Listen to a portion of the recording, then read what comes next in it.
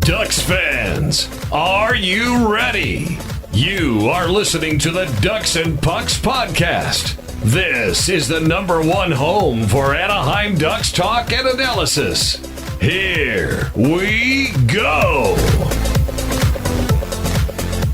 Welcome to the show. This is your host, Mike Walters, along with my co-host, Eddie Richard. And we have some breaking news. We last did the trade deadline, as we talked about, and now we're back. Obviously, the Ducks, we have a bunch of games to cover and everything. But I don't know if you guys have been aware, Eddie's been posting some selfies of himself on the internet. And this guy is losing weight like crazy. So he's going to start a new company. And if you have weight loss goals, Eddie can help you. But no, seriously. So Eddie didn't start a new company, but Eddie has really been on a tear losing weight. We also have a sponsor that's related to it as well. So Eddie, you have trimmed down. Before we get into the show and the Ducks, tell everybody what's going on with you lately. Oh, thank you for that, Mike. That was a nice little pumping the tires right there. But yeah, I got tired of being how I looked. I got tired of seeing that reflection in the mirror.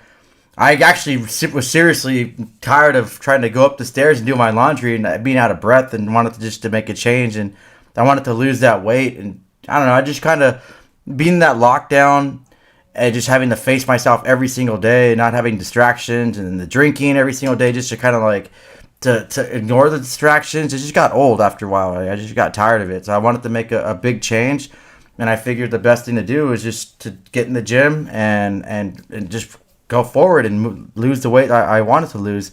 My goal was to go under 200, but then I wanted to go to 185, and I slightly I think 185 for me, it's a little too small. I was happy at 190, especially with the muscle I put on. But it's just like I said, I wanted to hit that goal of 185, so I really had to do it. And I finally hit the goal just on Sunday, which was cool. And I like to weigh myself after I eat and after I drink all my water, because I want to be a little bit more heavier on the weight scale, because it's a digital one and not the one at the gym. So it gives you more kind of an accurate reading. But yeah, I appreciate that, Mike. I put in a lot of work into it, a ton of work. I was doing things I was told not to do about my trainers, about the amount of times I'd have to work out. Sometimes I'd be at the gym 3 times a day. And I got injured a few times, but it just didn't let it stop me. I just took painkillers and went to the gym and just kept going until I reached my goal. And it feels good to set that big of a goal and accomplish it. And now it's just I can make new goals and know I can accomplish them. But I did use a lot of we're Ducks and Pucks were ambassadors with our Bucked Up, their products. The pre-workout really helped me a lot, because there's some days where my body's just completely trashed. Everything hurts. I can't even get out of bed. But I take the pre-workout and it gives me that spunk and that motivation to get up and go. And I use this thing called Heat, the thermogenic fat burner. It makes you sweat, but it kind of helps you to burn the fat too. So like all those products, it really helped me just to be the best I could be and help me with my training. So I'm glad I got the goal, and I just feel more at peace, not just with the way I look, but just mentally too, like spiritually too. It makes me feel better about myself that, number one, I did lose all that weight, but then I did accomplish a goal that I set out to, especially with the weird pandemic and everything going on. To accomplish something so big, I think I can take on the world right now. No, I mean, kudos to you, man. That's fantastic. And for those of you out there, don't forget to check out buckedup.com. Use DucksNPucks93 for a big-ass discount there as well. I mean, it's fantastic that you're able to do that. I know I joked about starting a side company or whatever, but, a lot of people struggle with, a lot of things going on in the last year and a half, as you talked about. For me, it was the same thing, trying to lose weight and get back down and cut things. It's just tough when you're at home and you're eating, crappy food, or you're drinking too much or whatnot. So it's fantastic. So I just want to start off the show a little differently this time, give you some kudos. I know we're going to hang out this coming weekend when the Ducks play the Kings. They're going to play them 4 times this week, which we'll talk a little bit about on this show and the other games. So I'm not going to recognize you. You're probably going to be wearing your Ducks jersey. It's going to be all super baggy on you, Eddie. Oh, yeah. It's funny. I was trying on some of my jerseys, and they feel bigger. Like I bought a couple large ones, and they fit a little better, but even those are kind of big. But I like wearing my hockey jersey is a little bit bigger, but hopefully it's not too big. And I just got to figure out which jerseys to wear for the games. That's going to be important to me because I haven't been to a game in over a year. So, but I'm actually looking forward to hanging out with you, though. It's going to be fun. It's going to be really fun to hang out with you, finally see you. It's been over a year and a month now since I've seen you, and hopefully we can see another hat trick in that game and get a couple wins when we go to those back-to-back games. Yeah, you're right. I mean, it's been weird. It's been a while since we've hung out, and we're going to have to coordinate our jerseys and whatnot. I know you were joking. I wore my Wild Wing one the other night because they had the retro night, but we'll figure it out. We'll get it going, and it'll be some good times. And I was able to make some of these last games too, which we'll talk about. Unfortunately, they're all against Vegas, and you all know what happened in those games. But we'll talk about that. The Ducks, after the trade deadline, did beat San Jose in a couple games. We'll briefly go over that. We have some injury news on Silfverberg. Possible retirement news with Backus. I also have a special guest. I have Ken from Sin Bin Vegas. He comes on here to talk about what's going on between the Ducks and Vegas and how they basically own us. We all know that. So we talk about that, but we also talk about the Lanier situation as well, which Eddie and I will discuss. So there's plenty to talk about on this show.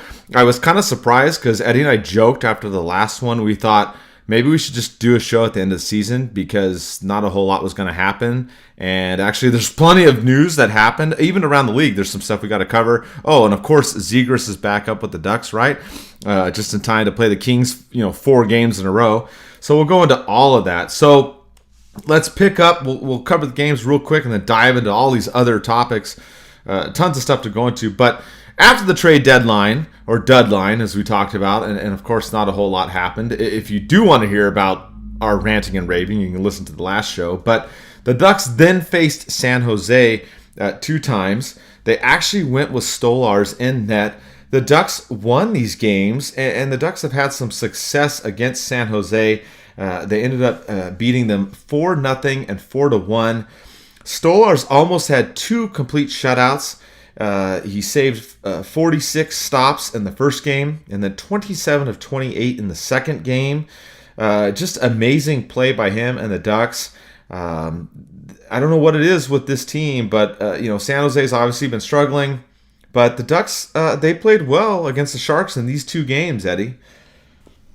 Oh, yeah. They finally took advantage of a team that's kind of in that bottom standing, too. And I think it's worse for the Sharks because they paid a lot of money to get some of the players they did get, superstar players that just haven't performed to the best of their ability. So that was good to see. And I don't know if you recall the last podcast, probably 2 podcasts ago, Mike, when I said I wanted the Ducks to at least beat San Jose those 2 games, beat LA 1 game, and definitely beat LA the games that you and I are going to be at. So hopefully they're on the way to doing that right now. They already beat the Sharks those 2 games. Hopefully they beat LA once this week and then the 2 back-to-back games this weekend. So that'll be cool. And that if they do what I ask on the podcast, I'd really appreciate that. And I would stop bashing Murray for a week if they actually accomplish that. But no, it was fun to see these games. The Ducks played like a different team, it seemed like. Yeah, they took advantage of another bottom dweller, but they looked good, and it give you some kind of motivation for what they can become next season if they really come out firing like that and be that team that we hope they can be. The new guy coming in, almost getting the Hattie. I still don't know like what I think about him, but I like the way he's been playing. He seems like he's playing better over here in Anaheim, and hopefully he continues to tread that way. I don't think he's going to be a top player material, but solidify a bottom 6 role and to produce just in that consistent basis will be good for him. But yeah, those were fun games to watch. San Jose, they irritate me. They irritate everybody. So it was a good back-to-back wins for them. Yeah, the Ducks came out strong in that first game. You had Comtois scoring in the first 2 minutes. Volkov, as you mentioned, he had 2 goals in the first period of that first contest, almost a hat trick a couple different times in that game. He actually scored in the second game as well. I mean, he's really turned it on for the Ducks. We talked about, when they traded for him, and we had, some good feeling for him coming to the team, but we didn't think it was going to be this good. And he loves playing the Sharks as he was scoring against them in both these games. Stolarz record 46 saves in that first game, which beat the previous record by Jonas Hiller, which, by the way, is my wife's favorite goalie on the Ducks ever. She for some reason, she always loved Jonas Hiller, who set the record before in 2010. Dominic Roussel set it in 1998.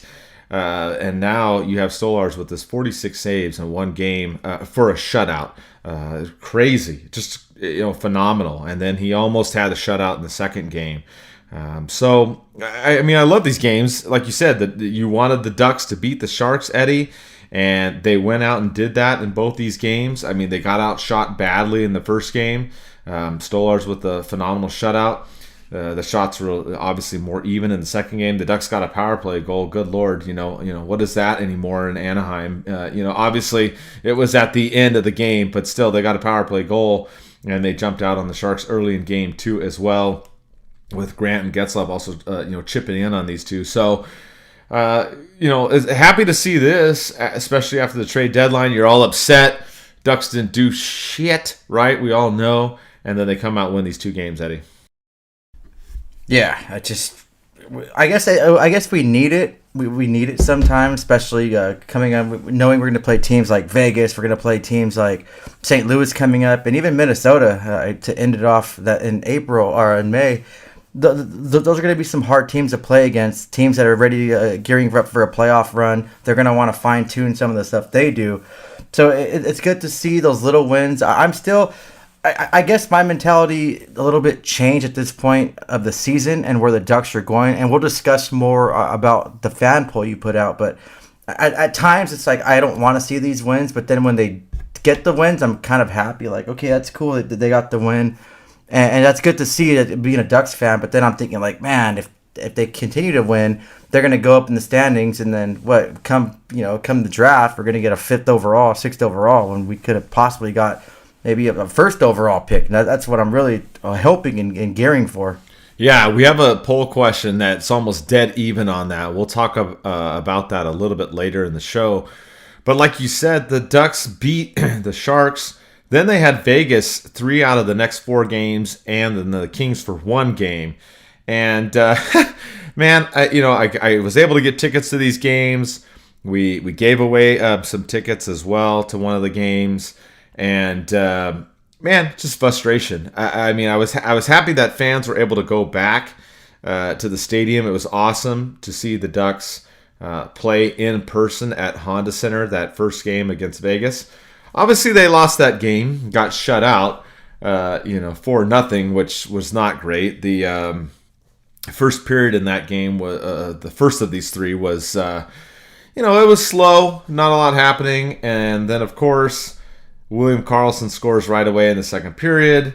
Vegas gets another goal by Stevenson, then a late goal at the end of the period. They're up 3-0, and this game is pretty much over. And the Ducks get outshot 51-16 in this game. And Gibson was back in net. He made 47 saves. But God, man, I don't know what happened to this team. I mean, they had played so well against San Jose, and now we talk about the Knights, who they've played well against the Ducks since they've come into the league. And I mean, God, this game, Eddie, I was so happy to go in person and watch, for the first time since the last game you and I went to, last season. And God, I mean, the Ducks just laid an egg in this one. Yeah, it was just, it was bad. I don't know what the hell happened. Man, I thought it would be more energized because of their fans. They looked terrible. They looked flat. They didn't. I don't know what was going on with them. It was just a terrible game. Yeah, I get it. They're playing Vegas, and Vegas is one of those teams, and I love this about them. They are not going to back down at all. They're top of the standings. They already secured their playoff spot. They're going to be a playoff team, but they don't hold back. They want that President's Trophy. They want as many points as they can. I bet if they were locked in as the President's Trophy winners, they'd still play hard and still just come at you. And that running gun offense. And of course, the former Ducks always has to contribute to the Ducks' loss. But I really felt bad for all the fans in attendance. Like, you have your fans there and you play that shitty. Like, that wasn't fair. That was just a terrible price to pay. I think the Ducks should just issue a refund to every fan in attendance for that performance, or lack of performance, I should say. Yeah, it was frustrating. The other part is that if you've gone to the games or you want to go, unfortunately, you can't really do anything at the games. You have to kind of sit at your seat and wear your mask. They do have a section outside where you can go get water and soda, but that's about it. There's no regular food, no alcohol or anything like that. So that's kind of what you're stuck with. It is kind of cool because you can go to the game and you don't have to worry about parking. You don't really have to worry about waiting in line to get in. So those are some positives. They have a lot of the seats basically kind of roped off. So they spread out everybody and you can only sit in certain sections. So there are some positives to it. But yeah, that game was, oh my God, it was just like, really, guys? Come on. You can't even get one goal. So that was very frustrating. And then the Sunday game, the second time they played, they lost that one 5-2. They actually had a decent start. You had Comtois again scoring. He's been like the one shining light for the Ducks this season. I actually took my dad. He hasn't gone in like forever to a game, and we were cracking up because just going back and in time, you all know that my mom passed away, and he and I were talking about going back in the Mighty Duck days and the way we parked and came in and doing stuff. And it was good. He and I had a good time. I'm glad they at least scored a couple goals for him that game.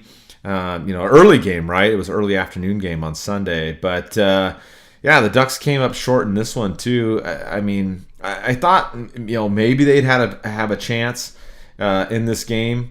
But I think part of the thing was that late power play goal in the second period by Stone kind of did it in. I mean, you had Heinen actually getting a goal in this game too. Ducks were, down 3-2 in the middle of that. They actually outshot Vegas in this game, 35-29. Vegas did get that power play goal, like I said, and it seemed like once that happened, the Ducks just didn't have an answer in the third period. I was happy to see them play better, but Eddie, the result was still another loss. Yeah, but for them losing this game, they did play a hell of a lot better. It's a complete 180 from the last game, so you can't really be too upset about that. Yeah, you're there watching the game in person. You want to see that W as well as all the other fans, but they didn't play too bad, and they pretty much played a full game except that third period where it seemed they kind of broke off a little bit and kind of accepted defeat before the game was even over, but. I guess you can't complain losing to a team like Vegas. They're a team you're supposed to lose to. They're kind of like a powerhouse team, and they're probably like one of the teams that are projected to win the cup this year. That's part of their 5-year plan to win the cup. So you can't really be that angry, but oh well. Yeah, and that's kind of the theme, right? I mean, we've talked about this too, about losing games, getting the higher draft pick, and whatnot. And the Ducks lose these two games to Vegas. They'll end up going to playing the Kings here, and then of course they'll play Vegas and lose again. I was kind of more upset that they lost to the Kings after this because I don't know. I just can't stand LA, and I don't want the Ducks to lose to the Kings. And we're gonna play them 4 times this week, and that's what our poll question's about. And we'll get into that in a little bit. A lot of you had some funny comments on our Facebook poll, and we'll get into it, but. They lost those 2 games to the Golden Knights. Then they go play the Kings, 0 for 4 on the power play. They did outshoot LA in this game, but LA got an early goal. They got a couple goals in the second period. Basically the Ducks were losing this game 4-0 until Fowler got a late goal. I thought the Ducks had a good opening period. The Kings got a lucky bounce on that first goal, kind of a weird goal that was scored. But then in the second period, the Ducks just really disappeared. They had like a really great scoring chance like in the final minute of the second period. It was just a weird game. And you know what was different about this one too is that Stolarz played in this one, and after being fantastic in those games against San Jose, he had a little bit of trouble in this one. Again, like I said, the first goal was a weird goal, but I really thought the Ducks would win this game because Stolarz had 2 solid games against San Jose. Yes, the Ducks had trouble against Vegas. It seemed like in the first period, the Ducks came out and had a good chance, even with that bad goal. But once that second period kind of came and went, it just seemed like the Ducks were out of it after that point, Eddie. Yeah, I guess maybe that little fluke of a first goal kind of got to his head a little bit, and he just was maybe dwelling on that a little bit more than he should have, and that's what affected his game. I don't know. But yeah, it sucks to lose to the Kings, and what's even worse is that fight that Manson got into, and he got his ass kicked, which sucked, and he went down. Credit to Lemieux though. Once he noticed that Manson was out and he was hurt, he signaled to the Ducks bench to get someone over there to help him out. So that's just kind of the respect that hockey players have for one another. And yeah, they're pounding each other's face in with their fists, but they still have that respect not to see anyone injured like that. I don't know. I thought it was kind of a boring Ducks and Kings game. Yeah, there was a few hits in there, but it was nothing really like it used to be. And I really miss those freeway face-offs. I'm hoping these next 4 games, them playing each other this much 4 times in a row will get just annoying for the players, and we start seeing some more exciting hockey, some physical hockey, and really reignite that freeway face-off rivalry and hatred they used to have for each other, because that's something that it's lacking and something that's really going to be needed moving forward. Because that last game, yeah, the Ducks lost what made it worse, but it just wasn't that entertaining of a game.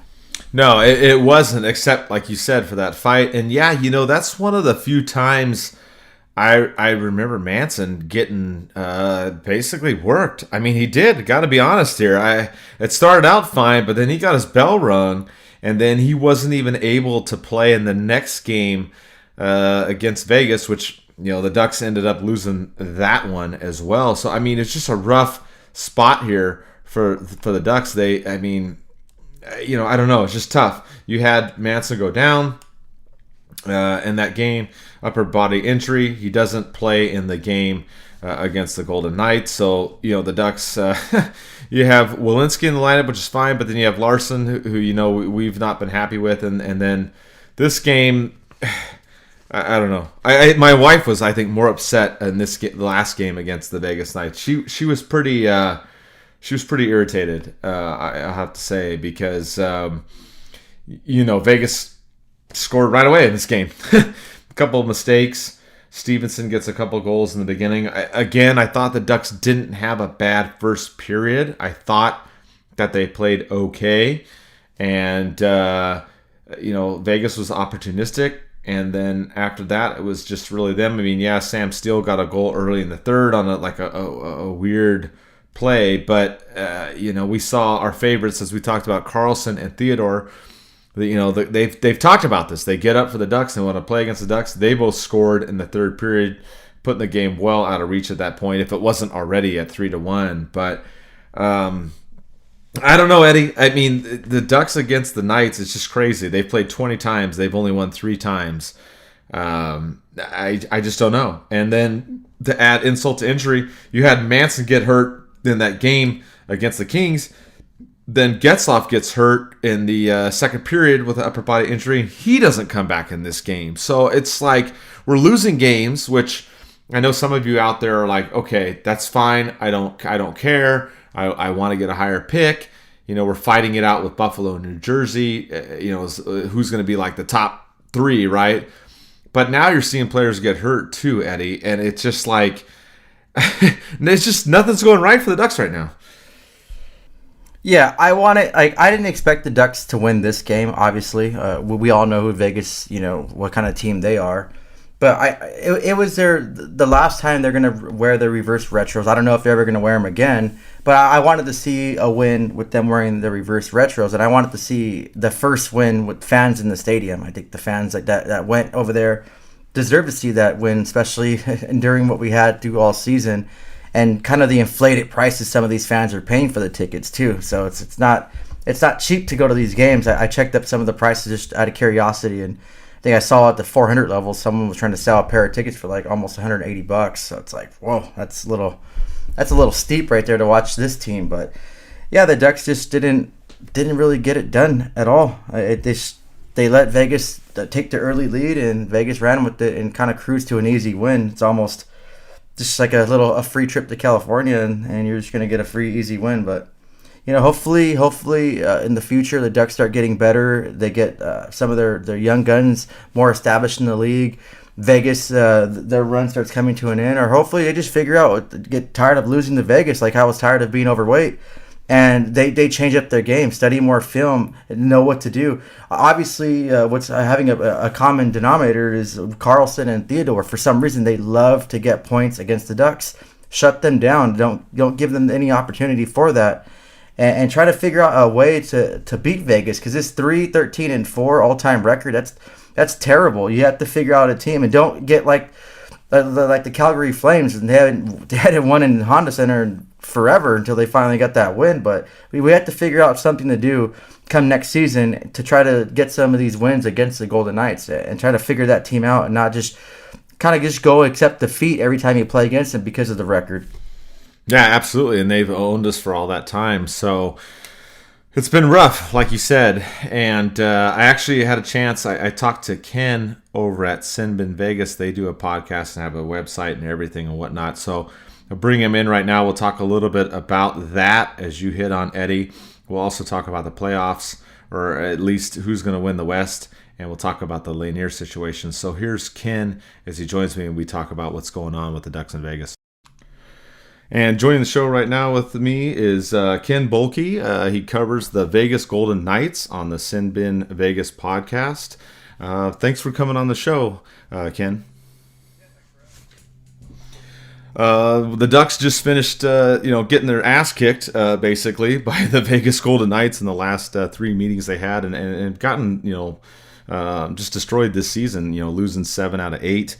What do you think it is? It seems like the Vegas Golden Knights, they match up pretty well against the Anaheim Ducks and have their number.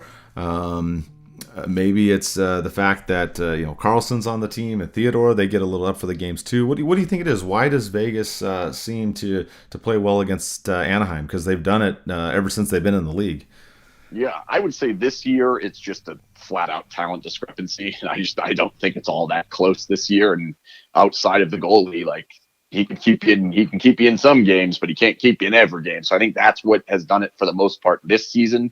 They're just not on the same level. They're not in the same place. They're not, just the organizations are heading in different directions at the moment. That's not to say that the Ducks can't get better soon, because they can. But at this point, Vegas is trying to win the cup right now. The Ducks are trying to figure out what they have in their system. So that's not a good matchup at all. And then I think for the last couple of years, for me, it's been mostly depth. I think the Golden Knights have had a pretty deep roster from the beginning.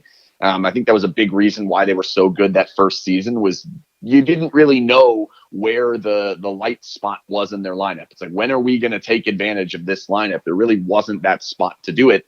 And to me, Vegas has just been a deeper team than Anaheim has been over the 3 years. And so because of it, 4 years now, because of it, I think they've done very well in being able to win these games. And then the last thing is just that building just doesn't seem to phase the Golden Knights at all. And I would imagine that this building here in Vegas does phase Anaheim a little bit. That just seems like a place that Vegas goes and they play well every single time they go down there. You just don't see poor games out of the Golden Knights all that often when they go there. Yeah, and I've been to a couple of those games in Vegas as well. We were talking about this. Your fans out there are insane and they're intense. I remember going to a game where they were playing Philly and they were getting smoked by Philly, and the Vegas fans were still giving it to the handful of Philly fans that were in the building. And anybody knows Philly fans are pretty tough. And I was just amazed at, how loud that building is for the Golden Knights. Because, remember people said, hockey's not going to work in Vegas, which we all know that's wrong. And just the enthusiasm of that city and the fans, I have to tell you, it is pretty crazy to go in there.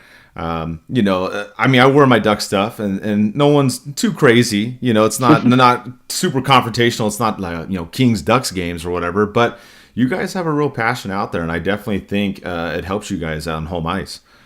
Yeah, winning helps. That's a good thing. You can build a pretty good fan base in a hurry when you go to the Stanley Cup final in the very first year, and it's like a story that was so good that they made a documentary about it. So that definitely helps. I also think that the stadium, it's loud. Just the sound system, the way that it's set up, the way that They have the fans, I think just the shape of the stadium, it's loud. So it makes for such a great atmosphere that when you go to it, you're immediately amped up just because you're in there. And I think that ends up leading to really intense games and an intense fan base. And then when the team is good, people get even more intense about it. And they've had playoff runs. They've had a lot to look forward to. So yeah, I think it's a great building to play in. And I definitely think it gives the Golden Knights a pretty good advantage when they play against teams that aren't necessarily ready to deal with all that comes with playing at T-Mobile Arena. And then, of course, I think there was some off-ice stuff that certain teams dealt with in the first couple of years. I don't think they deal with that as much now, and certainly not this year with COVID. Yeah, the Vegas flu you're talking about? Yep. Yeah, for sure. I could see that, going there. There's some distractions maybe, a little bit in that town. It was real the first season. Like I've talked to some players about it, and they said they knew some buddies on the other teams, and there was definitely some late night dinners and gambling and drinking and not before some of these games. So there's no doubt. I think since it's not as real, just simply because people know, like, if we mess around, we're not going to play well against this team, and we may need this game. So you see it a little bit diminishing since, but it was real the first year. Yeah, absolutely. I believe that. And yeah, like you said, with the lockdown things going on now, it's not as much of an advantage. But as you talked about, like, you guys are getting ready for the playoffs. Obviously, we're going the other direction. We're getting ready for the drafts all coming up in free agency. But what do you think? It looks like, my co-host, he also likes Colorado. It looks like it's going to come down to the Avs and the Golden Knights for the West Division. What's your take on the way things look right now? I think they're very close teams. If you're asking me, and I hate to be honest in this because it goes in the face of what I'm supposed to be thinking and saying as someone who comes and actively roots for the Golden Knights, but I just don't think they're as good as Colorado. I think Colorado's a little bit deeper of a team. I think they have higher end talent. I think their issue would be their goalie and then their health. If Colorado has a little health issues, or maybe Grubauer becomes what the Grubauer of old was as opposed to the Grubauer of this season, Vegas can certainly steal that series from them. But if it's just straight up the way that it's gone, I think Vegas is at a disadvantage solely because they're going to have $5 million or $7 million sitting on their bench every single night with their goalie.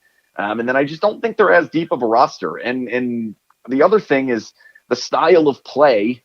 Vegas wants to play a style where they kind of live in your offensive zone, make it real hard to exit, and make it difficult to get many chances at all the other way. And usually against teams like Anaheim, you'll end up seeing 10-minute stretches where they don't get any shots. If you do that to Colorado, they can still score on you, where a team like Anaheim, LA, San Jose, they're probably not going to this year. It doesn't take much for San Jose to score. Plus, I think it's real hard to hem Colorado in. So because of it, it's going to be awfully difficult for Vegas to impose the style that they want to impose over the course of a 7-game series. I think it's going to be a good series. I think Vegas can absolutely win it. I'm not saying it's impossible for Vegas to win it, but if you were to ask me today, even after the deadline, both teams added one piece that made them a little bit better, but nothing massive. And then I guess Colorado got the backup goalie, which can potentially help if Grubauer does struggle.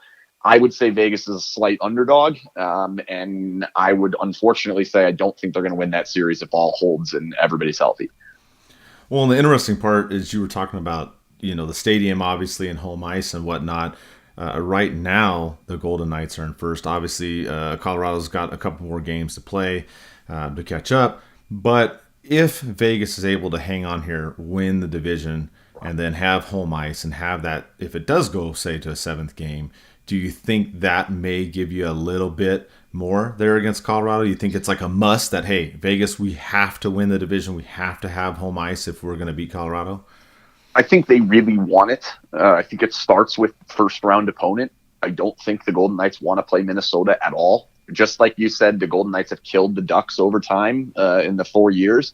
Minnesota's had Vegas's number pretty much throughout all of it. The crazy part is Minnesota's morphed as a team. They used to be a kind of a pack-it-in team that played boring, they were just trying to thwart transition, and now all of a sudden they're a team that wants to fly out of their end, go through the neutral zone, carry the puck in, and get sustained offense, quickly. They play a fast game all of a sudden, and yet no matter what the game has been, they've given Vegas trouble. So I think that's step one. But as far as Vegas versus Colorado, if it gets to that, I think the Golden Knights want the extra game at home solely because they need it in regards to last change. I think it makes a huge difference because matching up against McKinnon is crucial. If you don't have last change, you're going to be put in precarious situations time and time again, and he's going to get you. All it takes is one shift that you end up with your third or fourth line against McKinnon and Makar, and you could be in big-time trouble. So having the last change, playing that seventh game at home, and really I also think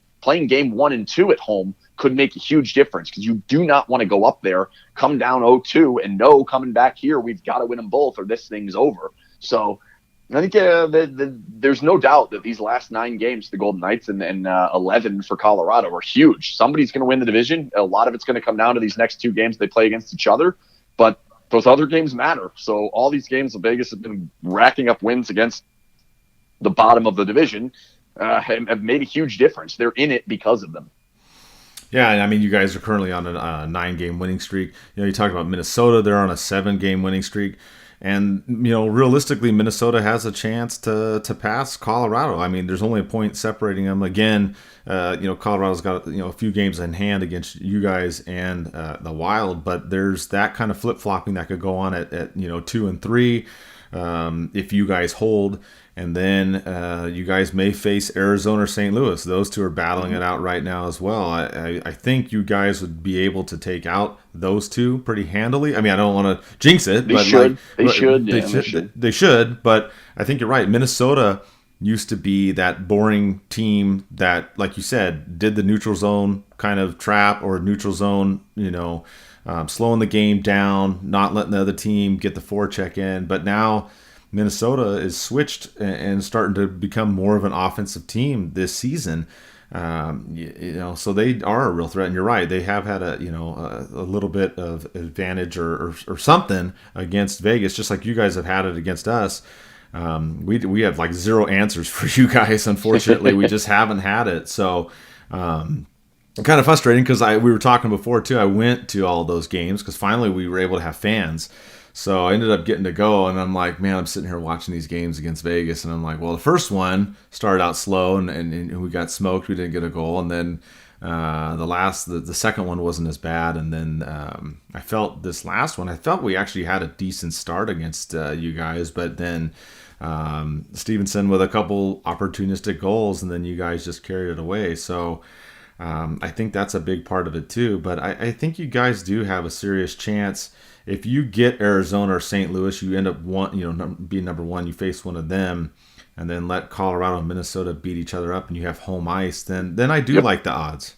Yep, I think that certainly improves it. Having home ice, not having the tougher series in the first round.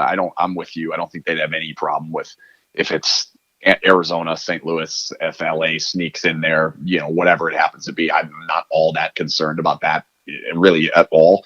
But as close as it is, Vegas has 2 games with Colorado and then 2 games with Minnesota. So you can have your 9-game winning streak, but they got to keep this thing up. Like that 9-game winning streak is going to look useless if they go up to Minnesota and fall on their face twice, or if they have Colorado come in here and they get beat up by Colorado. Like it's a tight race, and these division games, as much as I've hated this schedule, it's a disaster. I can't stand this schedule, but now all of a sudden with these games, you start looking at these division games down the stretch. You're like, man, if you don't win them, it can get dicey, and it can get dicey in a hurry. But you know how most of these go; they split all the time. So it's like the games never even got played. Yeah, I mean, we have an odd bit of scheduling too. I mean, we're playing the Kings 4 times in a row this upcoming week. So the debate for us is, okay, do you lose and keep, for us, battle for the draft pick, right? Because, Buffalo, New Jersey, and the Ducks are all kind of going for the, that top spot. But then it's also LA, and, obviously we can't stand the Kings, so we want to beat them. So there's that whole mess. But you're right, the scheduling has been very weird. I mean, playing back-to-back games against the same team here and there, but now you've had situations like ours, where we're having a whole bunch. So it's going to be a weird finish for us. Obviously, we don't have as much skin in the game as you guys do, but I'm really curious to see, because you talk about, that advantage of home ice. And then, Lanier came into the news this last week. That was the other reason why I wanted to have you on the show to talk a little bit about it. I thought it was interesting because they're now talking about a competitive advantage with the vaccine. And I thought that was an interesting thought because I hit you up about it when it happened. And we were talking about kind of the scenarios, whether it was the league or the Players Association or the team that was talking about this. And it's interesting because if you do have guys that go down to injuries like you were talking about with Colorado or Vegas, and it could shift a series one way or another. But now you have to worry about guys testing positive, and then if they're out and they got a quarantine, and then maybe they could have got the vaccine and been okay. And Lanier comes out, talks about this and lessening the restrictions, which now that doesn't seem like it's going to happen. But I don't know where you want to start with that because there's a lot to go over on there. But what do you think as far as, I guess, his comments and then also the competitive advantage part? Yeah, that's the part that bugged him. He's upset that they're talking about it potentially being a competitive advantage, and I think it's clear that it could be a competitive advantage if the full team is vaccinated and they're allowed to go do whatever they want to do, like it's any year pass compared to a team that has to lock in their hotel every time they go on the road. I think it's certainly there, but I also understand Robin Leonard's point that it's like, well, wait a minute. So you're telling me we have to live a terrible life because they can't get a vaccine up in Canada? That doesn't make any sense. And I'm completely with them on that. I think the biggest issue here is just communication. The communication has been terrible. Communication from the league to the players, from the league to the Players Association, the organization to the players. Somewhere along the lines, Robin Leonard got it into his mind that if he got the vaccine, there was a good chance that restrictions were going to be relaxed. And they haven't. They haven't at all. So it's been a tough situation on him. I think it's going to continue being tough on him because I don't think the restrictions are going to change by the time the Stanley Cup's handed out. So it's going to be something to keep an eye on. He clearly felt pretty strongly about it, and we'll see what happens as they go on. I hope he's okay. I hope he's all there mentally because he's fought some demons in the past, and as much as the game is all about hockey and we want to, people winning the Stanley Cup, like I want to make sure that guy's healthy and happy and not, going down a path that he shouldn't be going down. And his willingness to go step up and go on an 11-minute rant over something leads you to believe that this is a heavy challenge for him. So hopefully he's okay. That's first and foremost what I care about. No, I agree 100%. I mean, mental health has been a huge part for everybody involved in this. And if there's, a little light at the end of the tunnel that you're being told, whether it's from the league or the Players Association, and then that's closed and now there is no more light at the end of the tunnel, I mean, that would be just frustrating for anybody as a normal human being. Yeah, I mean, we're kind of all fighting the same thing, which is like we just don't know when things are going to open. We don't know when things are going to get better. And I think the part that's so tough for him is he was led to believe very clearly in his mind that if this happens, if everyone gets the vaccine, things will get better immediately. And then he gets this call and they say, no, we're not going to do it due to competitive advantage. And he's not happy about it. I completely understand it. So it's a tough situation to be in, and it's disappointing for the league. It's disappointing for him, and I just think they need to sort this thing out rather than what they're doing, which is they're basically just sweeping it under the rug. Yeah, it's interesting because it came out, it kind of blew up, and then the league came out right away and was like, no, we never promised that, and then it just kind of went away. So if what the league's saying is true, that there was never a complete guarantee, then it leads you to believe that there had to have been something with the Players Association. I'm kind of plugging your show, but I listened to you. You did a whole podcast on this, yeah. And I was fascinated because I was listening to it. But you talked about the league; they came out and said what they did. If that held true, which I mean, we don't have any reason to doubt that they never made a full-on promise. Then your other scenarios that you talked about is then you have the Players Association or you have McPhee and the Vegas admin or box office, for lack of a better term, that would have said something. So it sounds like maybe there were discussions of this, nothing like a full-on guarantee. And I mean, based upon what I listened on your show, what we've talked about here today, and the other stuff out there that I've seen, it just seems like it was something that could be a possibility, wasn't a guarantee, but for him, he maybe took it as it was going to be a guarantee. I don't know. What do you think? Yeah, it's tough because like he seems so confident.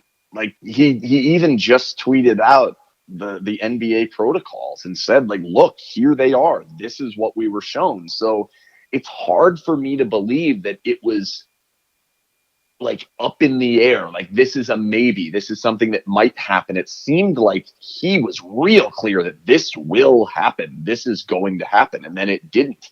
And now for the league to kind of backtrack on it and say, no, we never said that. Nobody from the PAs come out and backed him up. And then for Vegas, they really only had one question that anyone's ever been asked about it. And that was Mark Stone. He just took the diplomatic response that said, we stand behind Robin Lehner. He didn't necessarily agree that he thought if the team got the vaccine that the restrictions would be relaxed. So it's a tough spot. And someone lied to Robin Lehner. Someone made Robin Lehner feel that if he got the vaccine, restrictions were going to be relaxed, and then they weren't.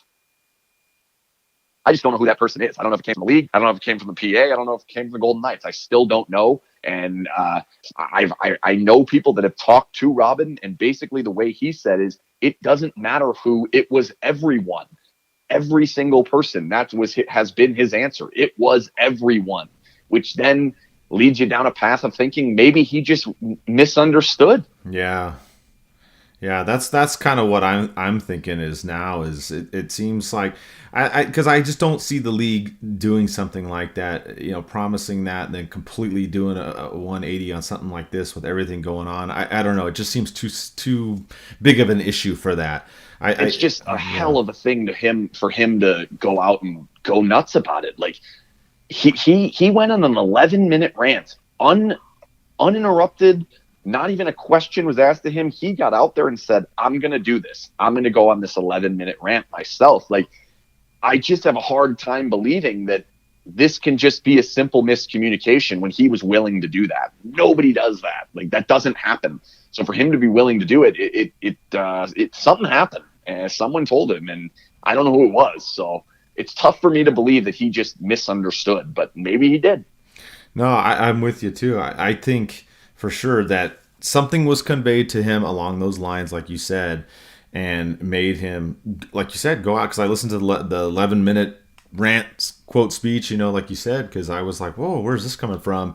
So it's definitely something that got passed to him. I don't think that he's, completely making it up. It's just like you said, it's a question of who. If it's something from the league, maybe to the PA, then to him, right. You know what I mean? Maybe possible. Maybe indirectly like that, or it was something with the team.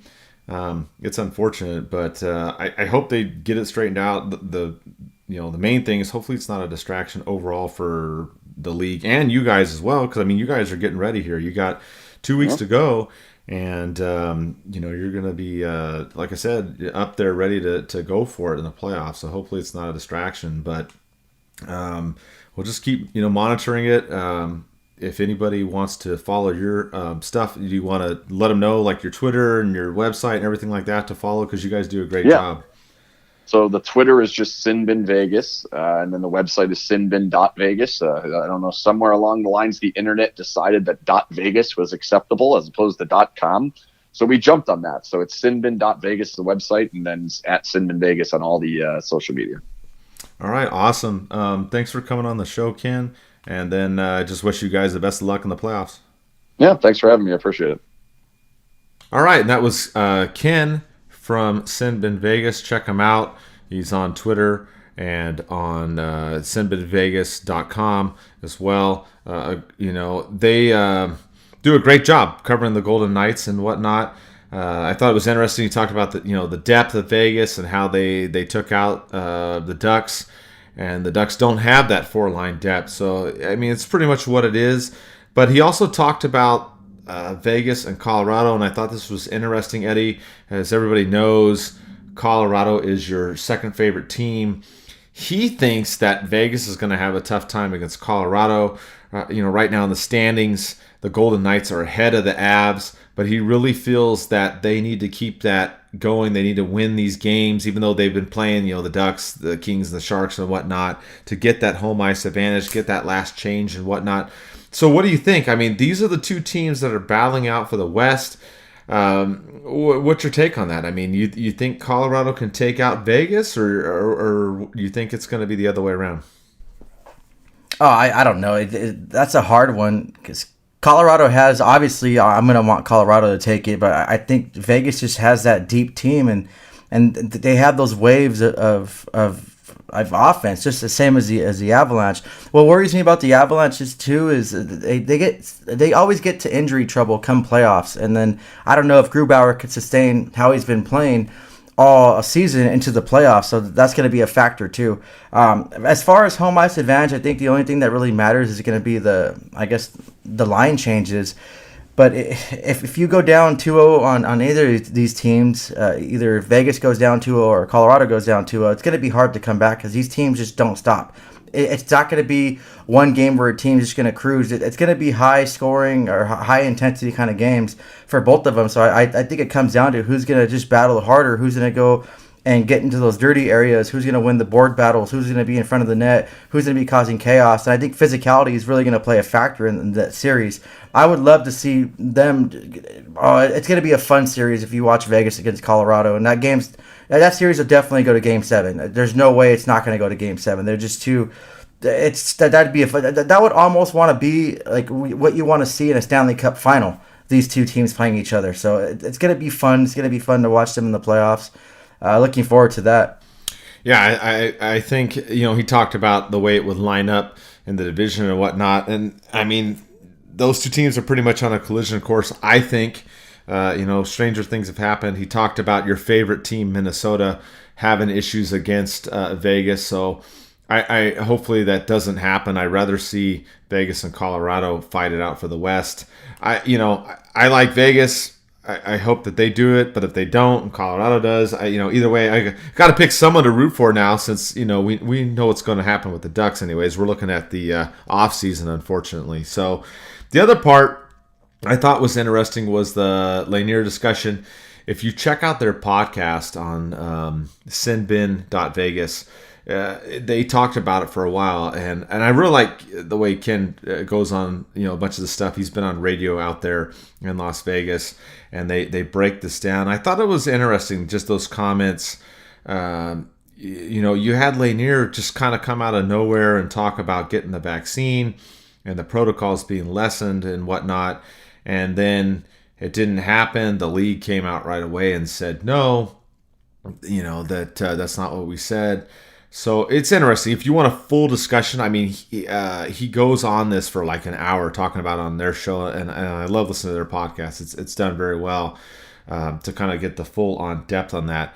But what did you think, Eddie? He talked about the league, the Players Association, or the team being ones that told him, hey, things are going to get better if you get the vaccine. Then basically Lanier was asked about it, and he didn't really say who it was. He kind of alluded that it was everybody. So kind of a weird situation. It seems to have died down a little bit. But what did you think? The other part too is that competitive advantage he talked about. I mean, you get these vaccines, you don't test positive, you don't have to worry about going to the playoffs. I mean, seems like that's a big issue too, especially for Vegas. They're trying to win a cup for the very first time. They've been successful for 4 years. So what did you think of that whole situation? I think someone lied to him, just like the guys at Sinbin. Someone told him something different. Someone lied to him. It seems like that was just said to kind of, I don't know, maybe force the vaccine down someone's throat. Like a lot of people have been pushing for that. I think that he felt obligated to get it so he could just kind of resume to normal activities and for that. But obviously it didn't really turn out that way after they got it, and now it's he's calling them out, and no one's really came out and said either he's lying or they're lying. Obviously someone's lying. I don't think Leonard's lying. I don't think why he would just go out and rant for the time he did if he weren't lying. So it's just a weird situation. It's kind of all over the place. I think it's just interesting. It just I don't know. I'm more siding with Tim than anything. I know he's really outspoken on his mental health and where he's battled from and came back from. Obviously, so something happened that's really bad, and it needs to be put to light, because obviously the fire started already. You can't just sweep it under the rug anymore. He said something. He even came back and said, like, yeah, I guess I just make things up or something like that. Like, obviously, it's leaving bad blood between him and the league, and it's making the league look bad. Like, all the stuff like that. So I'm not going to go into more detail about the vaccine or what I think about it, or what I think that how the league is kind of forcing it, all their commercials and teams doing that, showing the players getting it. I'm a big advocate on keeping people's medical histories to themselves in private, but that's just on a whole different scale. It's my personal opinion, but something screwed up that's going on, and it sucks that they lied to him and they're lying to players. And, you know, I'm glad that he went out and called them out, and I'm glad that he's using his status as a player to call them out when they're obviously at wrong, or if they're sitting there lying to players just so they can force the vaccine on them. I'm glad he's bringing light to that situation, and I hope that something comes to more of light about it and more players step up and talk about it, how the league's just kind of manipulating the situation about it. I'm with you 100%, and I think it's just going to get kind of swept under the rug, which is unfortunate. That's what it looks like right now. And I'm with you. I'm not going to go into the vaccine and whatnot. That's what Ken had talked about on his show too. If you go listen to it, you know, if you're going to get it, get it. If you're not, you're not. It's a personal choice. It's like when you and I talked about the lockdowns and masks and all that stuff way back when all that happened. We're all about choice on this show. We're not going to tell you what to do. There's other people out there that are going to tell you have to do A, B, and C, and D. I'm not going to tell you that. You're all grown adults. You're all smart. You can research stuff on your own and figure it out. But in this situation, as far as what he was told, it sounds like somewhere something happened. I don't know who it was or whatever, but for him to go out and talk about it for about 11 minutes, I'm with him. I think something happened with that. So we'll just monitor it. I talked to Ken a lot on Sin Bin Vegas, so if he hears something, I'll find out, and we'll go from there. But just very interesting. I know we talk about league news. We kind of put that in here a little bit out of order. But the other part, we had some fan questions too. Some people talked about Colorado and Vegas as well. And we had GAMARRA 714. He asked about their jerseys. And as far as the reverse retro jerseys, which ones did we like? I think we talked about this one when we had the Lake Tahoe battle and all that going on. But I love both of these, Eddie. I know Colorado, if you don't know, they came from Quebec originally. They're a relocation team, not an expansion team. I love their jerseys. I think they're just straight up badass. I love Vegas. Yes, they're a new team. But red's my favorite color. If anybody didn't know out there, no, it's not orange. I'm sorry, though. Orange is another favorite color of mine. But I love the Vegas ones. I almost bought one when my wife and I went to Vegas earlier this year. We talked about that. We wanted to see the Ducks in Vegas, but the way the rules were back then, they wouldn't allow it. So I love both those jerseys. And he also asked, if we were disappointed that Vegas didn't wear their retro reverse jerseys in these 3 games. Hell yeah, I'm disappointed. It would have been awesome if they would have wore their red ones when the Ducks, busted out theirs in this last contest that they had. So I love both, Eddie. It's hard for me to say one's better than the other, but I like Colorado's. I like it because it's history for that franchise. And then Vegas, I don't know. I just like it because I like the red. I'm not a big fan of the gold, to be honest. I'm just like, whatever. And the gray, yeah, it's cool. But I really like the red. But what did you think about the jerseys? And are you disappointed that they didn't bust out theirs in this last game that the Ducks played against the Golden Knights? No, I didn't really hit mind or care about that. It wasn't really something I wanted to see. I didn't tune in to see their jersey. I do like the red ones way better than the gold ones, though. Like, I can say that. Like, the red ones are clean, they're nice, but I wasn't really disappointed. I going forward in the future, I would love to see these reverse retros a little bit more. The league can add that. And I would also just like to see some of the teams just full on just have a retro jersey. So hopefully the Ducks bring back the Mighty Ducks jersey and not overuse them and I wouldn't want the Mighty Ducks one full time at all, because I just don't want to see it every single game. But just to have a true retro jersey night, or not night, but just to have that alternate jersey would be cool. Like I like how the league is going with the home, the way they have the third jersey, then they had the reverse retro jersey. Like I said, I wouldn't mind seeing just a pure natural, just retro jersey to be added. They can wear a few times throughout the season. I mean, they have 82 games to wear these. They have the reverse retro one, which is an away color, a lighter color. They can wear on the road. They've done it before. The first time they wore the reverse retros, they were in Colorado wearing them. So it's just, yeah, I want to see it in the future, but I wasn't too disappointed that Vegas didn't wear theirs. It would have been kind of cool, retro versus retro jersey, but Ducks lost anyway, so it really didn't matter.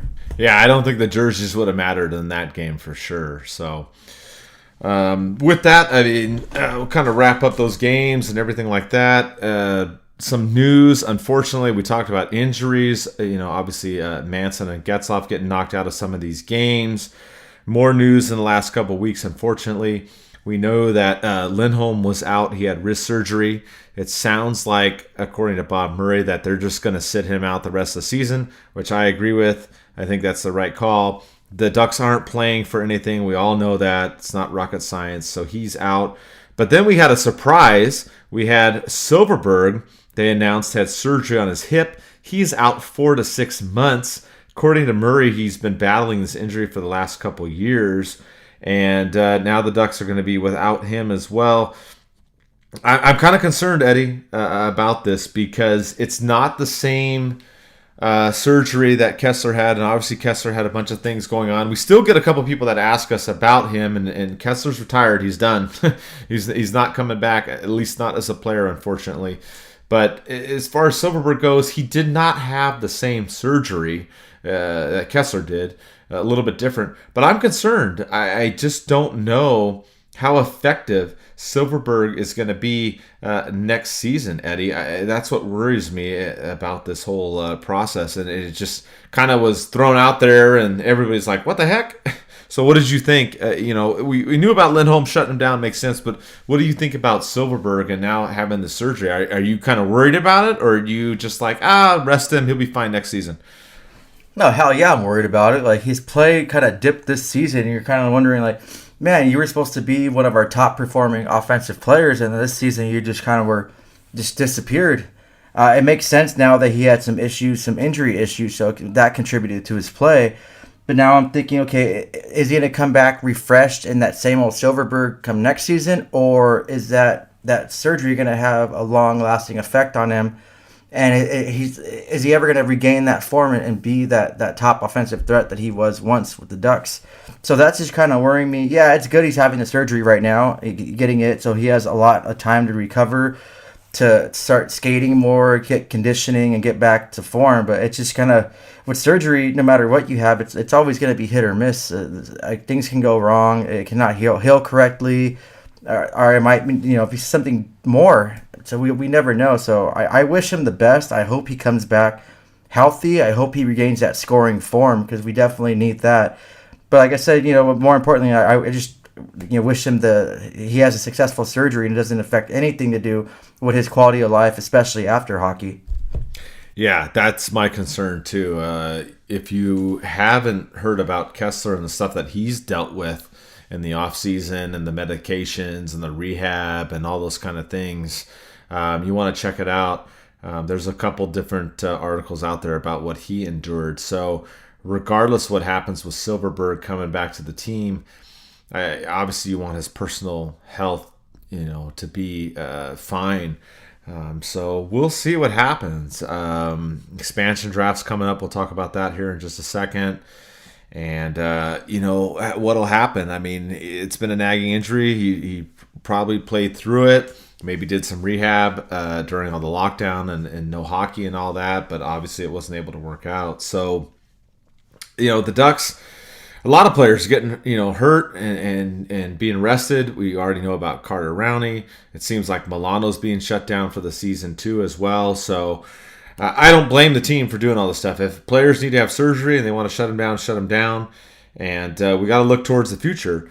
And this has been another part of, basically what you want to watch for the rest of the season is Drysdale and Zegras. And what is going to happen with these guys? We just got word that Zegras is coming back up, which we expected. He'll be up for the rest of the season. Most likely, he can be on the roster now, not worry about losing a year of that free agent status, as we've talked about earlier. Drysdale has played with the team the whole time. He's in the same boat. They called him up at the right time where those games wouldn't affect his free agency status, but he's struggled lately. For some reason, I don't know what the Ducks are doing. They played him on his offside. They paired him with Manson. That hasn't been working. They did switch it up this last game against Vegas. So there's been some of that I don't like. I don't know what the Ducks are doing. If they're trying to get him to be more versatile and play both sides, fine. It really hasn't worked out on the other side, though. So I don't know if that's a hindrance or not. And then Zegras is going to come up. Obviously going to play some of these games against the Kings. But what did you think about the Drysdale situation, Eddie? It's kind of weird. They put him on his offside for several of these games. He's struggled. They put him back. I mean, maybe they keep him on his onside that he's used to for the rest of the way. I don't know. It just kills me with this team because I can accept, I guess, losing right now. I hate to say that. I can't believe those words came out of my mouth. But if you're gonna lose, at least put, you and I've talked about this, maximum effort, but at the same time, you got to put out your best players and the best lineup as well. And it just seems like the Ducks haven't done that throughout the season. Yeah, they've been making some questionable decisions and like lineup decisions. It's kind of weird. I don't like. Maybe they're trying to get him used to playing on his offside, maybe gain that experience to learn how to play that, so he can play on both sides. That would be the ideal answer, but who knows? Like they just I have no idea. It's kind of weird. Like I would just say let him. He's been developing nicely. He's looked really great. He's real confident with the puck. His skating ability is amazing. Just let him build off of that. Like he's a defenseman you can build around. You don't have to try to move him to different sides and kind of have someone else. I don't know. It doesn't make sense, and that's what gets frustrating sometimes. Like these coaching decisions and these management decisions, what they make. But I just, if it's working for him, keep doing it and don't change it. But they seem to just don't want us to change it, or maybe they bought it in the full tank mode. Like, hey, he's playing too well on his right side. Let's get him on his offside so the Ducks can play a little worse and we can lose the game and we can get a higher pick. Who knows? I have no idea what's going on in their minds. Yeah, and I think that's the frustrating part for some people is like, what exactly are we doing? So we do know that Zegras will come back up. He's been tearing it up at the AHL. He has 6 goals in his last 9 or 10 games down there. He came back up. So we'll see what he does for the rest of the season. It looks like we have a retirement party planned. David Backus. The last game against Vegas, it seems like that might have been it. Kind of waved to his family, got some hugs for some of the players in there. I don't think he's coming back to Anaheim. I do think he's going to retire. But this guy is a class act and definitely one that's trying to help mold these younger guys, give some leadership to the, Drysdale, Zegras, and the rest of the guys in the locker room. So, if it is his last game, he's on the taxi squad now and he doesn't play any more of the games, I just wish him the best of luck, Eddie. Oh, yeah, same here. And I always wondered why they didn't have him in the lineup a little bit more. Like, when him coming to Anaheim, I knew not to expect him to be the player he was or even half that player, but I knew he had some hockey left in him. And I can't recall a game where he's played where it's he played, extremely terrible. Obviously he's not playing to what he's making, and if you expect him to play to his contract, then you have to sit down and really understand the game of hockey and really know who his player is. But I think he brought some energy to the lineup. He gave that mentorship to the young people. He's been around the league.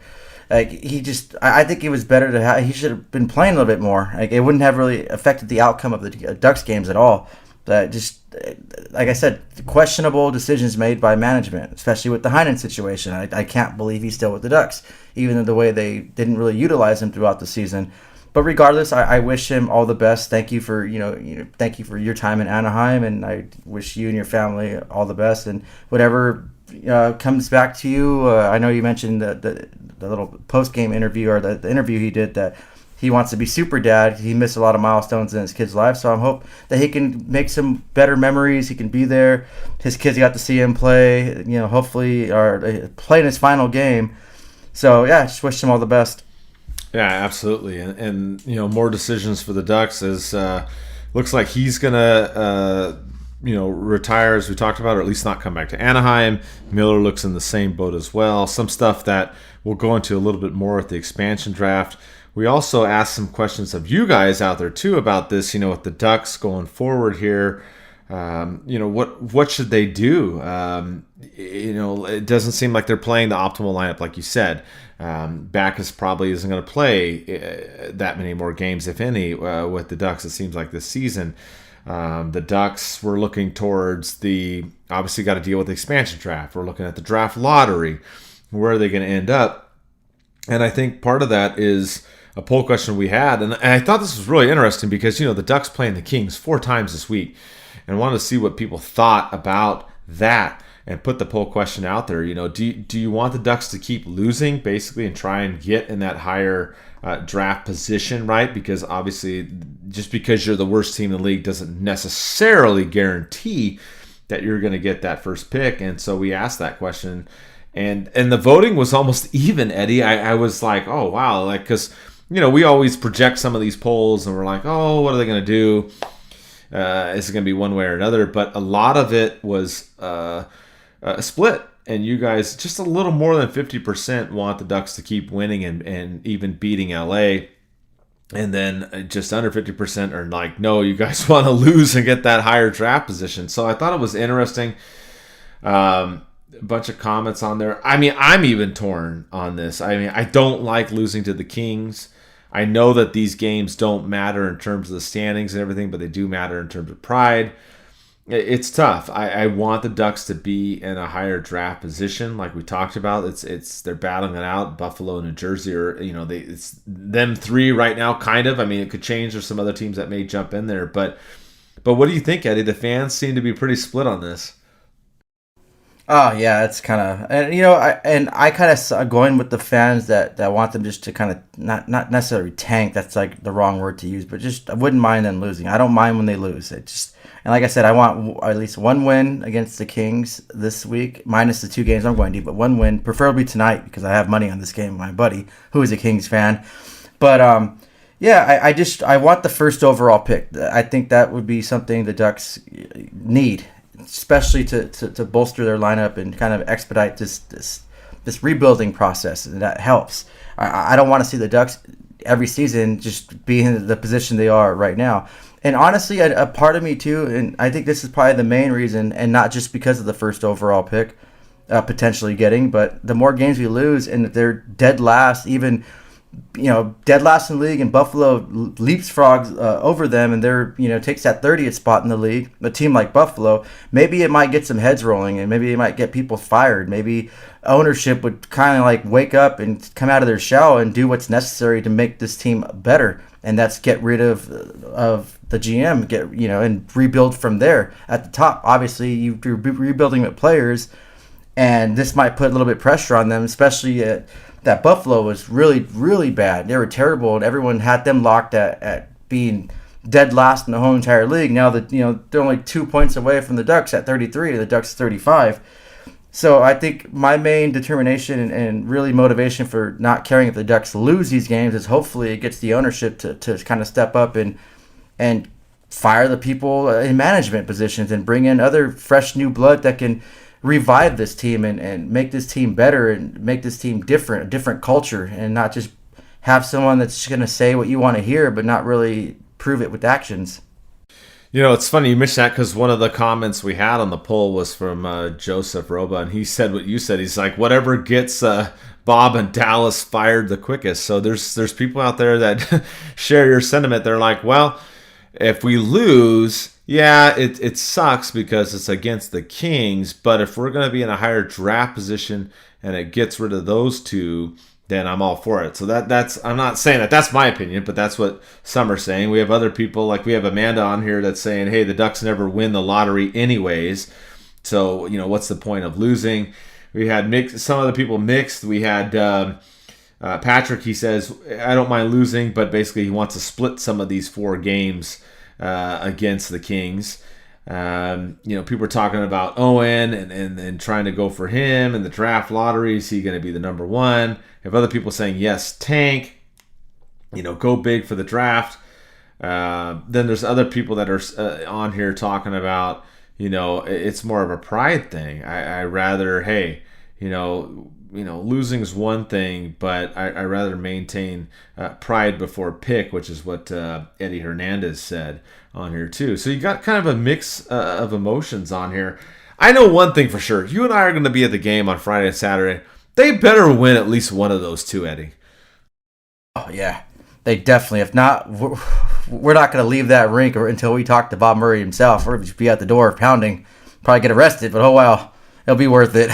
Yeah, that's where I'm at. I mean, I don't want the Ducks to lose all 4 of these games.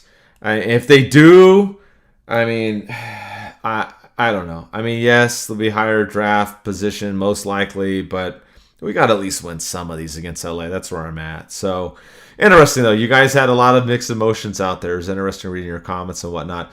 Another poll that we did, that we put out there, was about the reverse retro jerseys. We talked about the Ducks did wear that recently in one of the games. But for a lot of you out there, if you didn't know, there was kind of 2 different versions, a very slight difference. Some have the nameplate, some don't have the nameplate. If you remember, in the original Wild Wing jersey, there was no nameplate. And the Ducks have worn this new one twice, with and without. So we asked you guys, what did you think? Should they have a nameplate or no nameplate? And overwhelming in this one, and again, this one, I don't think this was a big deal, but 80% of you said that they should have a nameplate on the reverse retro jersey. So I thought that was interesting. This was one of the ones that I thought, this isn't a big deal of a poll question. People won't have a strong opinion. Well, I guess I was wrong, Eddie, but that people really like the nameplate on the reverse retro jersey. What's your take on that? Oh, yeah, I agree with them. I think the nameplate, it's cleaner. It looks nicer.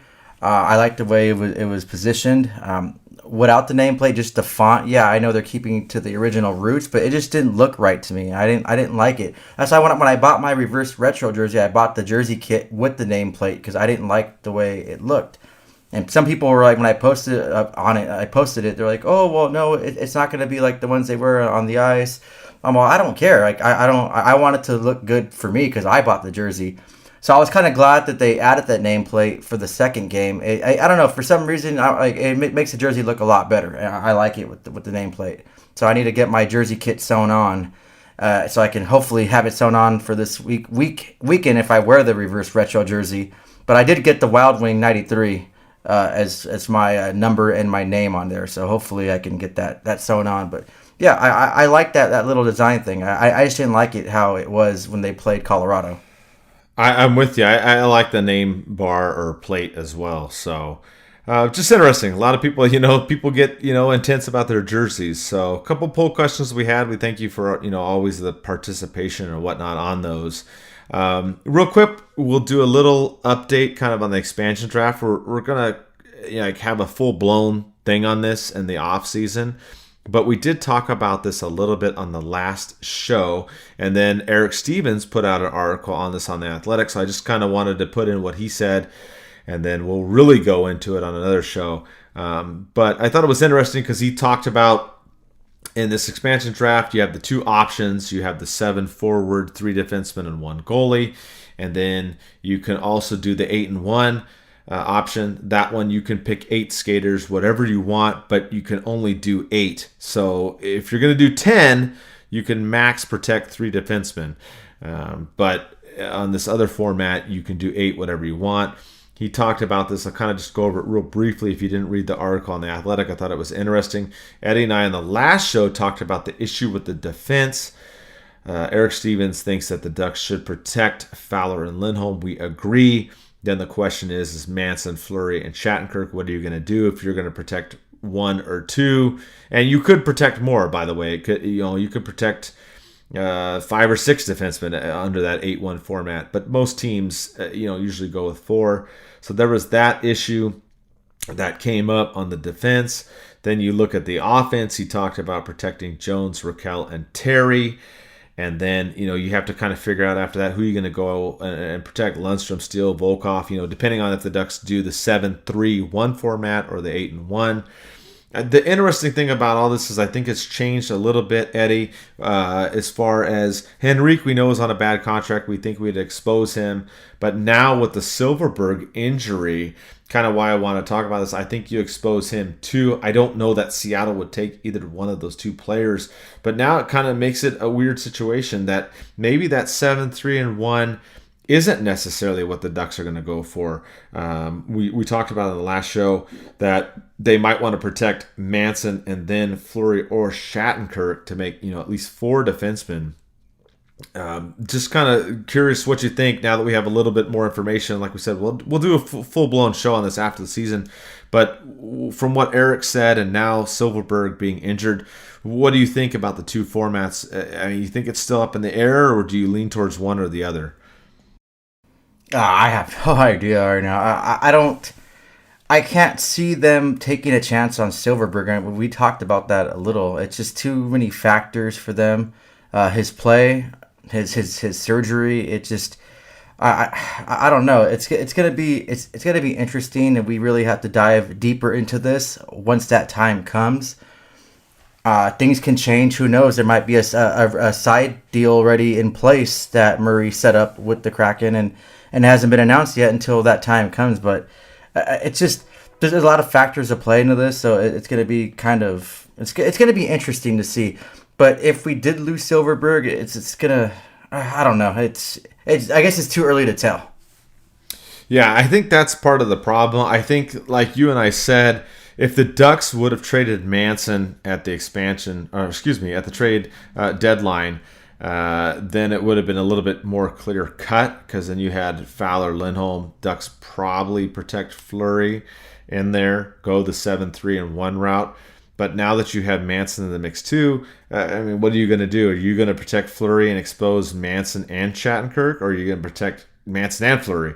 So I think that's a big problem that they've got to figure out going on. Like I said, we'll have a big old show talking about all this. But in terms of the forwards, there's not really, Jones, Raquel, and Terry, as Eric Stevens talked about, we agree on those as well. You want to keep those guys. But there's not really 7 forwards that the Ducks absolutely have to protect. I don't even know if there's 6. If they lose some of these other forwards, it's not like the end of the world. So it's something that we'll dive into coming up. We'll talk about the goalie situation too. That it might make all this mute. Stolarz has been playing well. Yeah, he didn't have a great game against the Kings, but he had great games against San Jose. He's going to have some more games up in here with some of the other choices out there. The Ducks, may lose him. It's going to be interesting. Or like you said, if Murray has a deal set up in place. But we'll dive into that in the offseason. Just kind of wanted to give a little update since Eric Stevens talked about it, kind of what he's feeling as who should be protected or not. And he kind of weighed back and forth between the 7-3-1 and then the 8-1 as we're discussing here. So keep your eye out for that, the expansion draft, and we'll dive into that. The other part is the free agency. A lot of you had questions about that. Almost all the fan questions we had. We had what big moves do you want to see this offseason? From Ryan FAW on Instagram. We had Adam T-Town ask almost a similar thing. Roska David asked the same thing about the Ducks making changes. Luke Brown. Almost all these questions from you guys have been, what are the Ducks going to do in the offseason? And obviously the expansion draft plays into this, right? Who's going to get picked up? Who's going to get taken? But the Ducks have a lot of stuff they got to figure out, unfortunately, coming up. If you look at just the forwards alone, the Ducks have a lot of RFAs in there. You've got Lundstrom, Jones, Steele, Comtois, Volkov, and Heinen. So they've got to figure out what they're going to do with those players. Obviously, they own the rights being RFAs. You also have to consider Getzlaf, what's going to happen. He ended up not getting traded at the deadline. It sounds like he wants to stay in Anaheim. It sounds like he wants to come back. What is he going to come back at? Is it going to be a 1-year deal like Teemu Selanne? Is it going to be a 2 or 3 year deal? How much is it going to be? It's not going to be $8 million. I can tell you that right now. So that's another thing the Ducks are going to have to iron out. So it's hard to say, but whatever the Ducks do in the offseason, for me, if they're going to try to protect the defense, if they're going to keep Fowler, Lindholm, Manson, Fleury, and work on that. Gibson and net, obviously he's protected. They're not going to expose him. The Ducks need some offense. Comtois is the one that's been killing it. We've seen some spurts of greatness from Volkov. Raquel, like we said, had some awesome point streak there earlier. But, Silfverberg going down, we don't know how he's going to be. Henrique's been up and down. He's kind of come up a little bit more lately. It's going to be tough. I think for me, they got to figure all this stuff out with these other forwards and what they're going to do. But the Ducks have to go and add someone on offense. Again, we'll dive into that more in the summertime. But what do you think, Eddie, as far as trying to make a move and trying to sign all these other players come the offseason? Yeah, I'm kind of curious. I was going to ask you, Mike, what do you think would be fair? Obviously, it's going to be a 1-year deal, but what would be fair to bring back Getzlaf as, on? I think that's a tough thing. I think that's a great question. If he's going to come back on a 1-year deal and not, basically have it as a 2 or 3 year, you're not going to pay him $8 million. That's just ridiculous. Yeah, there's just no way. Even he knows that too. Yeah, I think that's ridiculous. I would like if they did bring him back at a 2 or 3 year deal. But if they're going to do a 1-year deal, for me, honestly, I think it's going to be somewhere in the 2 or 3 million range. That's what I'm kind of looking at for a 1-year deal. I don't think they would do that. I think they would try to get him for a couple more seasons, but that's where I'm at. What are you thinking? Yeah, I think 1-year deal works for both parties. I don't think he wants to sign that long term. Yeah, it's not long term. 2-3 years goes by quick, but I don't think he wants to be locked in for that one term. And if he's willing to take a deal somewhere else at the trade deadline for a chance to win a cup, maybe a possibility for him, especially he's winding down his career. I would say I would be happy 3.54 million. Maybe it's a little bit of an overpayment, but you're kind of paying. I don't know. I guess I'm basing my thing on more emotion than anything by adding that 3.54 million, because you're kind of paying for the player that he's done. He's everything he's done. But I think it's more leaning toward what you said. I don't know. And you know what? We're talking about this too. Who knows if he comes back? Who knows if he just thinks that, okay, well, this is it. I'm gonna just spend the rest of my time with my family, or he might take it to something lower. He's made enough money in his career. I'm sure that he'll be back with the organization sometime in the future. I can't see him not being part of the Ducks organization. Obviously, some kind of other role he can take, but it's just. Yeah, I don't know. It's gonna be.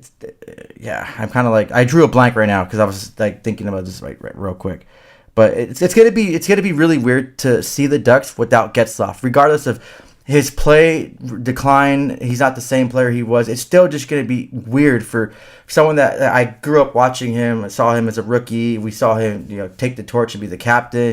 He's probably one of the best captains in the league. It's gonna be kind of not upsetting, but kind of sad to see when that time comes to an end. Oh, I agree. It would be an end of an era whenever he does decide to retire. Like you said, if he does come back, here's some other numbers.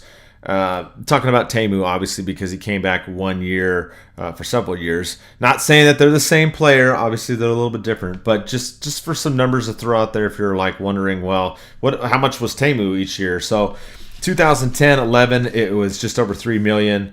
The following season, 4 million, then 4.5, and then the final season was 2 million, and that's per cap friendly. So that's why I think maybe 2, 3, or like you said, maybe the highest is at 4. Somewhere in that range is what I would suspect if he comes back to the Ducks. So, like I said, the Ducks have a lot to think about in the offseason. They have to figure that out. In terms of cap, they're going to have some numbers come off, like you said, with Kessler's contract and whatnot. But then you're going to have to figure out what you're going to do with Getzlaf and then all these RFAs. So I would go with that first, and then we'll dive into free agency and all that when it gets a little bit closer. But we'll wrap up the show with the last segment. We have a little bit of league news out there. Eddie, I know you wanted to talk about, there's some jersey advertising update and then also some broadcast news with NBC as well. Okay, yeah, so the Sports Journal put out that jersey ads can begin as early as the 2022-23 season, but nothing's been approved yet. I think it's just a step in the wrong direction. Yeah, I get it. You want to capitalize and make the most money possible, but I think the league is kind of using the pandemic as an excuse to make this change, so they can use I guess ease fans into it. Like the helmet idea was supposed to just be to get some revenue back from the lost revenue they did for because the pandemic had to shut down, but now those are going to stay and those are going to be permanent, like I said they would be. And I said this is just going to help them transition to jersey advertisements. So it's coming. It's just now these conversations are coming up more and more, and there's nothing you can do to escape it. I think it's sad that the league is having resorting to that. It's sad how the league is kind of trying to be like the NBA, trying to be like the NFL, trying to be like Major League Baseball. That's the stuff that they do. I always thought that the NHL was something special because they were always different from those other leagues. They never really got into the same stuff that other leagues get into, but now they're just trying to piggyback and monkey see, monkey do everything the other leagues are doing. And I think it's sad. Like even basketball is not even my sport that I watch. I watch it with my buddy a lot. He's a big Lakers fan, and he watches the hockey games with me, so I watch the basketball games with him. And it's even annoying for me to see these basketball jerseys with those advertisements on them, and they're real small. But it still just makes the jerseys look like crap. Like I don't like seeing that. I don't know. I just think that the hockey jersey is something special. You're ruining the integrity of the jersey. But the way this league is going, it just doesn't surprise me anymore. The league is watered down and it hasn't been as fun as I've watched in the recent years. And it's just sad to see that this is going to get approved. And I'm telling you this right now. There's no way in hell I'm ever going to wear a jersey with some company sponsor unless you're going to pay me to do that, to pay me to walk around with your advertisement. Yeah, I have Adidas stuff and that Adidas logo, but that's the maker of the jersey. That's different for me, I guess. I guess it's more of a, not really pride, but I don't know. Maybe I'm just too hard-headed and stubborn, but if I buy an authentic jersey, has an advertisement, I'll just take it somewhere and have that thing removed or just cover it because I'm not going to be rocking your advertisement. I think it's bad business, and it's just going to cause a more, I don't know. You're yanking your dedicated and loyal fans away by some of the stuff that you've been doing in the recent years. So that's just my take on it. Nah, I'm with you. I don't like it at all. I'm really curious to see if they do this. What happens when you order a jersey? Is it going to come with all these logos on it? Because like you, I got some friends. I'll take it to them, and they'll take all that crap off because I'm not walking around with a bunch of logos on my jersey. I'm sorry. I mean, I'm buying the jersey because I'm representing whatever team I'm buying in the NHL, but I'm not going to buy stuff to walk around with, these other little banners on there for these other companies. So yeah, I don't know. I'm just not really happy with it. We'll see as it develops. Since they can start. But what else, Eddie?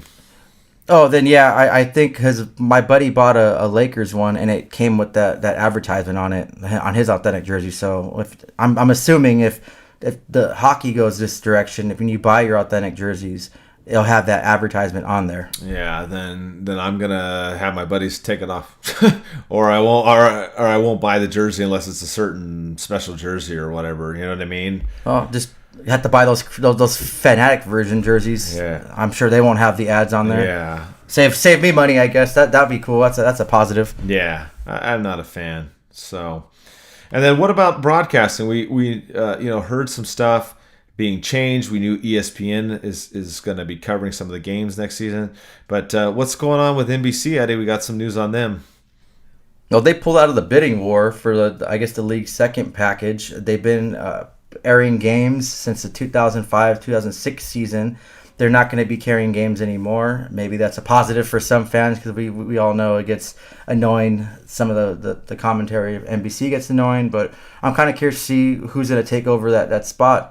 I know TNT was in the mix, and a lot of people are saying TNT is going to be that second one, but we have to wait and see, I guess. But yeah, the only positive thing about this, NBC won't be airing games when they air the one Ducks game. Probably they air a year. They won't say Gets Laugh anymore. I want to hear that crap because that gets annoying when every time NBC, all these years they've been airing Ducks games, they can't even say Gets Laugh's name correctly.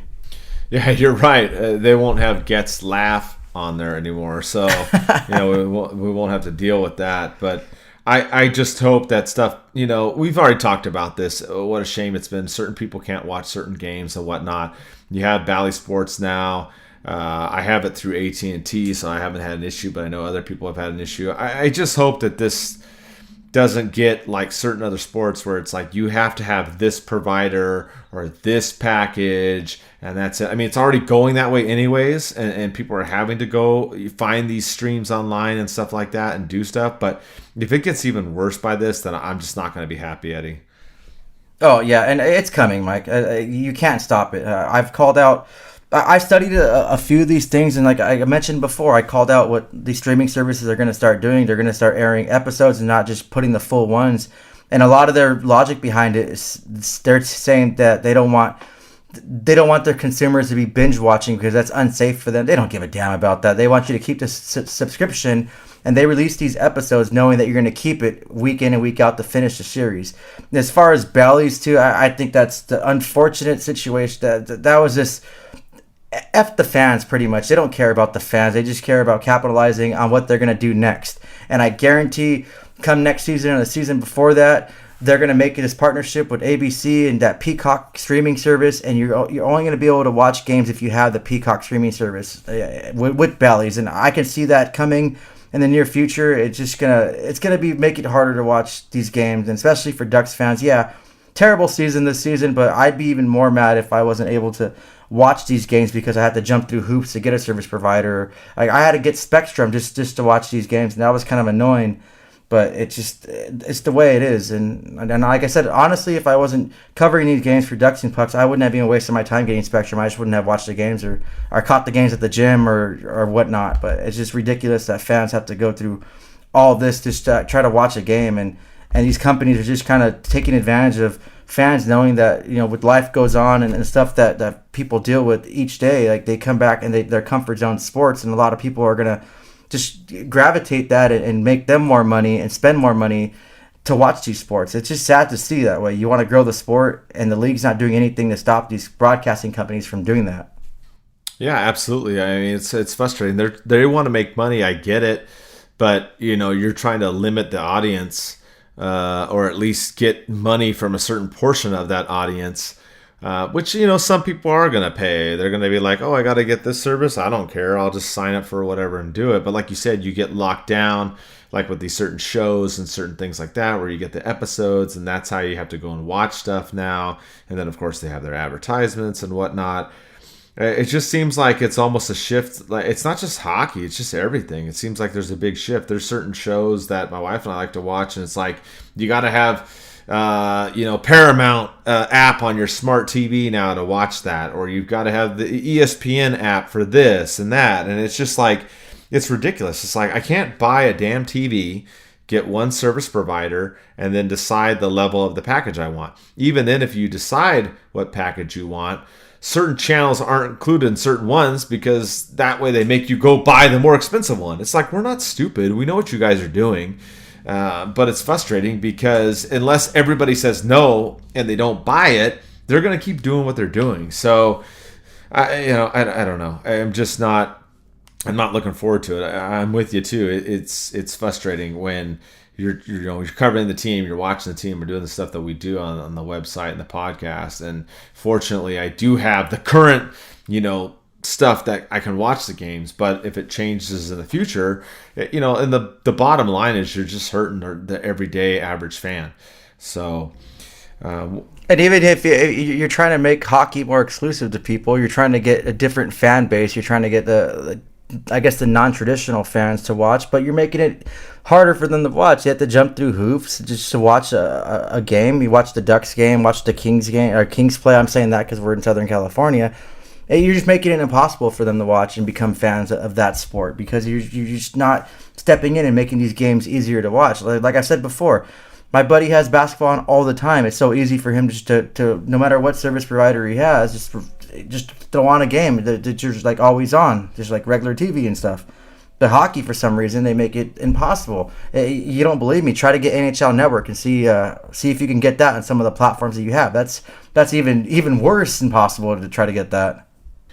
Yeah, I mean, that's the frustration on this, and I don't see any answer to it. I mean, we're just kind of slaves to whoever the programmers and the companies are, unfortunately. So, like we said, we'll just keep, seeing what happens next season. You got ESPN coming into the fold. We'll see what the NHL does as well. I mean, advertising and now limiting who's going to watch what. I don't like the direction of any of that stuff at all. So, we have a couple more things just to wrap up the show here.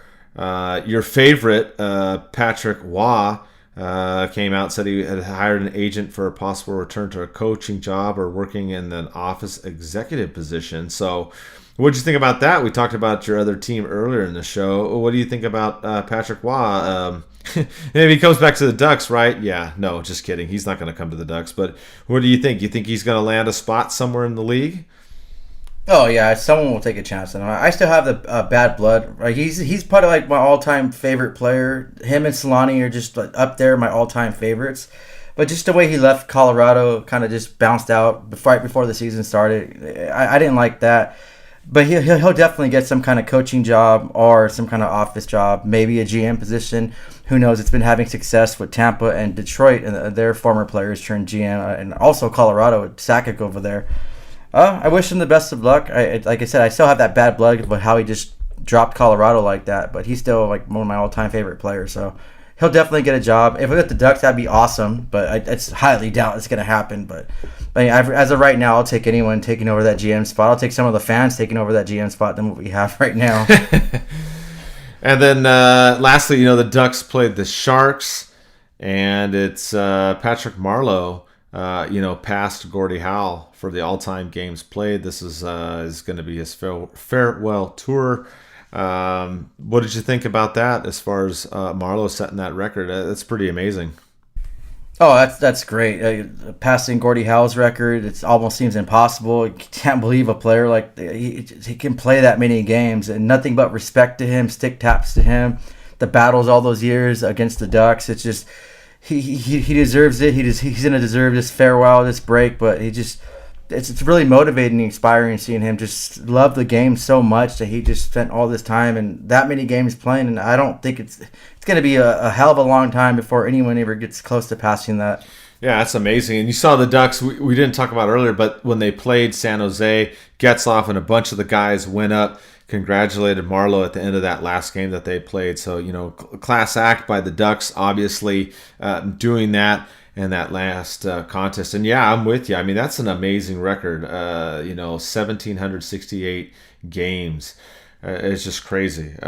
Maybe we'll see it sometime in our lifetime. I don't know. That's a tough record to pass. So with that, we'll pretty much wrap up the show. I know this one was a little bit longer than we thought. I didn't think there was going to be a lot, but plenty to talk about. We'll have another one either right before the end of the season. We might do one when Eddie and I are hanging out against these Kings games or whatnot. We'll definitely have one recapping the season at the end.